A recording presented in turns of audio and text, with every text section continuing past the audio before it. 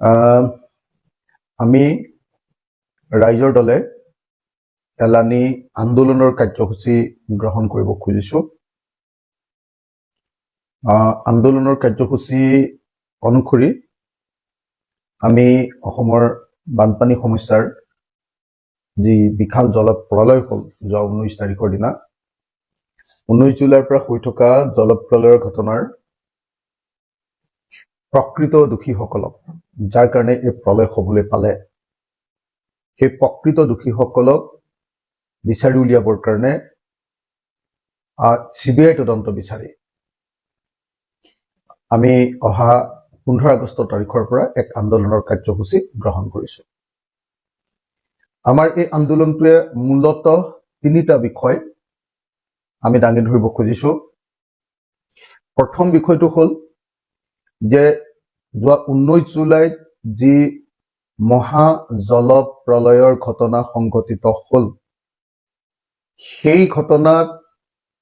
জৰ্জৰিত, সেই ঘটনাত এফেক্টেড, সেই ঘটনাত ক্ষতিগ্ৰস্ত প্ৰত্যেকটো পৰিয়াল শিৱসাগৰ, যোৰহাট আৰু চৰাইদেউৰ প্ৰত্যেকটো পৰিয়াল আৰু প্ৰত্যেকটো ব্যৱসায়িক প্ৰতিষ্ঠানৰ কাৰণে অসম চৰকাৰ আৰু ভাৰত চৰকাৰে 10 লাখ টকাকৈ ক্ষতিপূৰণ দিব লাগিব। 10 লাখ টকাৰ ক্ষতিপূৰণ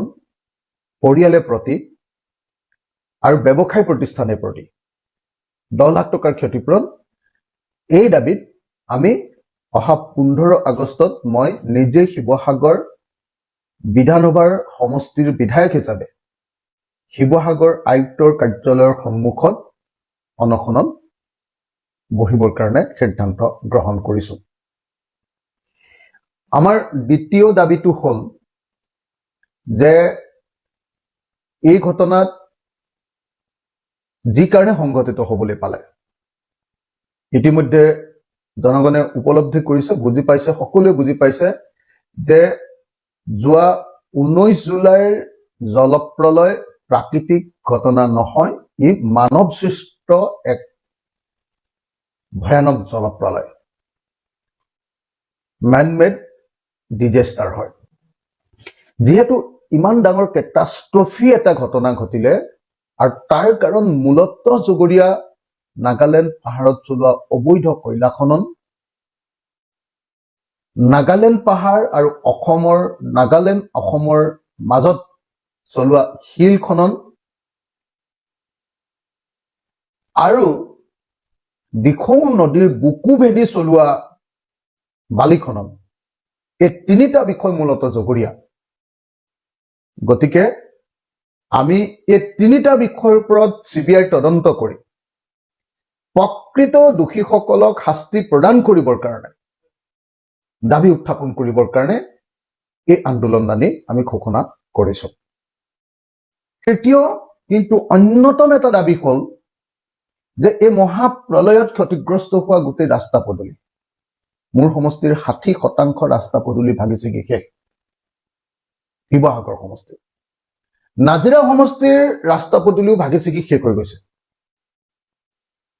এই যে ভাগি ছিগি যোৱা ৰাস্তা, দলং, ঘাট, স্কুল, কলেজ, ধৰ্মীয় অনুষ্ঠান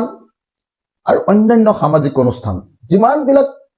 এনেকুৱা ধৰণৰ শিক্ষানুষ্ঠান আৰু ধৰ্মীয় অনুষ্ঠান, দলঙৰ পৰা ৰাস্তালৈকে যিমানবিলাক পাব্লিক ইনফ্ৰাষ্ট্ৰাকচাৰ আছে, অৰ্থাৎ ৰাজহুৱা আন্তঃগাঁথনি আছে, সেই ৰাজহুৱা আন্তঃগাঁথনিবিলাক নিৰ্দিষ্ট সময়ৰ ভিতৰত সম্পূৰ্ণৰূপে শেষ কৰিবৰ কাৰণে এই আন্দোলনৰ কাৰ্যসূচী গ্ৰহণ কৰা হৈছে। আৰু চতুৰ্থ যিটো দাবী সেইটো হ'ল যে শিৱসাগৰৰ পৰা আৰু এই 3খন জিলাৰ পৰা যিবিলাক কাৰণৰ কাৰণে জল নিষ্কাশন এতিয়া সম্পূৰ্ণৰূপে বাধাগ্ৰস্ত হৈ পৰিছে, সেই বাধাগ্ৰস্ত হৈ পৰা পানীখিনি নিষ্কাশন প্ৰক্ৰিয়াটো সুস্থ কৰিবৰ কাৰণে বিশেষকৈ 3খন নগৰ, শিৱসাগৰ নগৰ, নাজিৰা, সোণাৰী আৰু শিমলুগুৰি, এই 4খন নগৰৰ পানী নিষ্কাশনৰ ব্যৱস্থা কৰা আৰু তিনিওখন জিলাৰ পানী নিষ্কাশনৰ ব্যৱস্থাৰ ক্ষেত্ৰত যি অসুবিধা হৈছে তাৰ মাজত এটা ডাঙৰ অসুবিধা হ'ল ফ'ৰ লেনৰ ফলস্বৰূপে এতিয়া পানী ওলাই নাযায় গতিকে পানী নিষ্কাশনৰ ব্যৱস্থা সঠিক ৰূপত কৰিবৰ কাৰণে এই চাৰিটা দাবীৰ ভিত্তিত আমি অহা 15 আগষ্ট তাৰিখৰ পৰা আন্দোলনৰ কাৰ্যসূচী গ্ৰহণ কৰিছো